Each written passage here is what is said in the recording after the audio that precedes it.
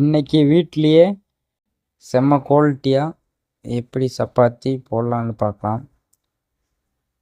1/4 kilo கோதுமை மாவு எடுத்துக்கலாம். 3 ஸ்பூன் எண்ணெய், 1/4 ஸ்பூன் உப்பு போட்டு தண்ணி தேவையான அளவு போட்டு பிணைஞ்சிக்கலாம். நல்லா நீட்டாக நல்லா புரட்டா மாவு பிணையிற மாதிரி நல்லா பிணைஞ்சு எடுத்தோம்னா நல்லா சாஃப்டாக வரும். போட்டு இது மாதிரி பீடா போட்டு எடுத்துக்கலாம். இது மாதிரி தேவையான சைஸுக்கு வெட்டி எடுத்துக்கிடுவோம்.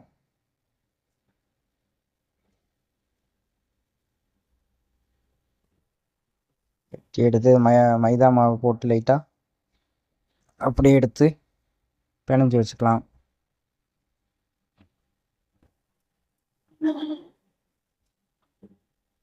உருண்டை போட்ட பீடாவை எடுத்து தேய்ச்சி இது மாதிரி நீட்டாக தேய்க்கணும்.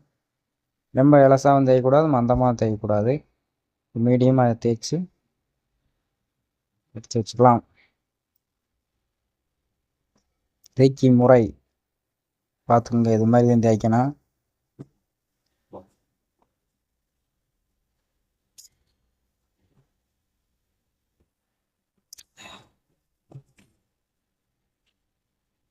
அவ்வளோதான், சைடில் மந்த வராமல் நீட்டாக தேய்ச்சி எடுத்துக்கலாம்.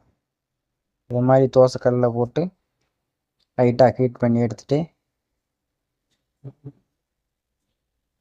அப்படியே அந்த வலையில் போட்டு நெருப்பில் காட்டினோம்னா நல்லா பூரி மாதிரி உப்பி வரும். நல்லா சிக்கன் கிரேவி இது மாதிரி வச்சு நல்லா சாப்பிட்டீங்கன்னா சூப்பராக இருக்கும். நீங்களே வீட்டில் ட்ரை பண்ணி பாருங்கள். அவ்வளோதான்.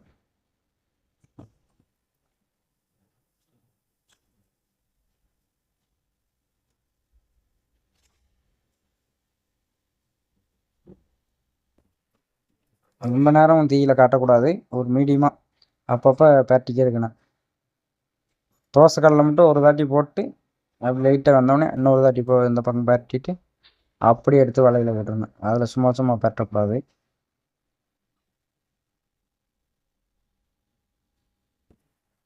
ஓகே ஃப்ரெண்ட்ஸ், இவ்வளோதான், இதோட வீடியோ முடிஞ்சிச்சு. நீங்களே வீட்டில்